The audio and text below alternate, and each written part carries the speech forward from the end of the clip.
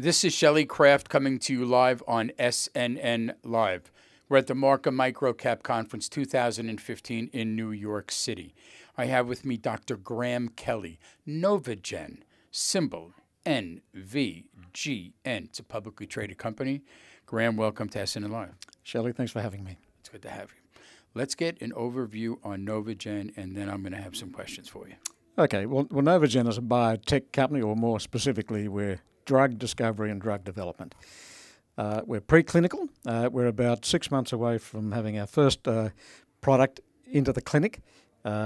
We have two technologies, and they're being mostly aimed at oncology.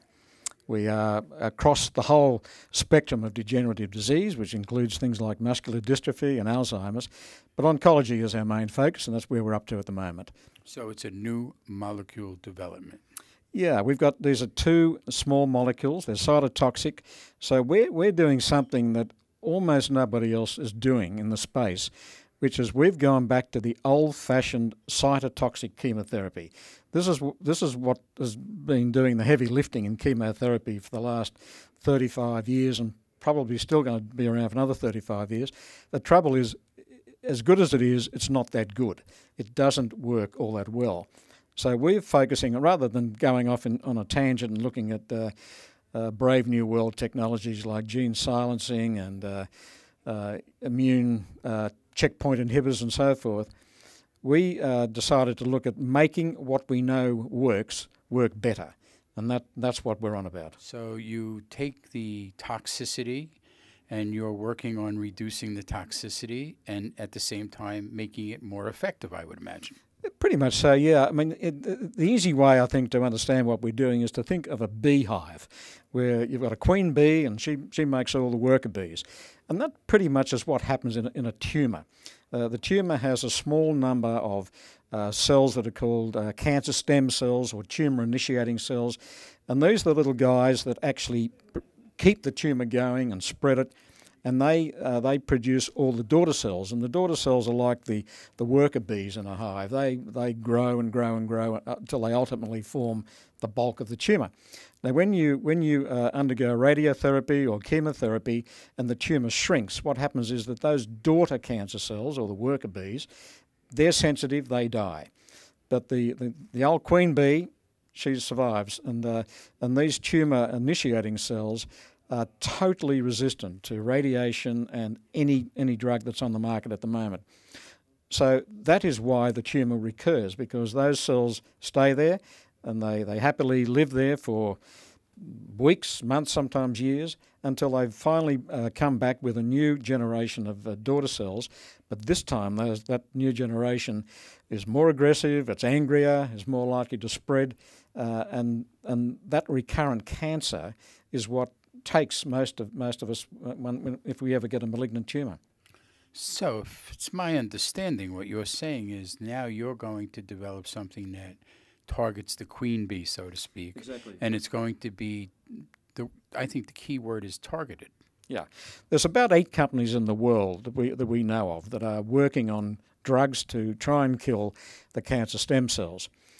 You wouldn't be surprised to hear that we believe that we've stolen the march on everybody else, and we have a totally new family of compounds that are able to kill cancer stem cells of all varieties that we've exposed them to, and that's got a number of folks excited. One of those folks is Yale University, who saw what that drug technology could do to their library of human ovarian cancer stem cells. It wiped out the library that no other drug had ever been able to touch. So they sought an equity position. They wanted to have some skin in this game. So I was happy to give it to them. So we now have a joint venture company with Yale that is bringing the first product into the clinic, in about 6 months' time. What's your background? Well, I actually graduated in veterinary medicine. And then found my way into medicine, did a PhD in medical research, and spent the next 25 years working in the area of organ transplantation, and that led me into cancer research because it didn't take too long for us to find out that people who had an organ transplant and were receiving drugs to suppress their immune system to stop that rejection process, they got cancer. And eventually 100% of Australian kidney transplant patients developed cancer within about 5 years. So that brought me into the world of oncology, and I've been there ever since. So would you say that this has the potential to be on a rapid pace to get to market? I'm not asking you to qualify that.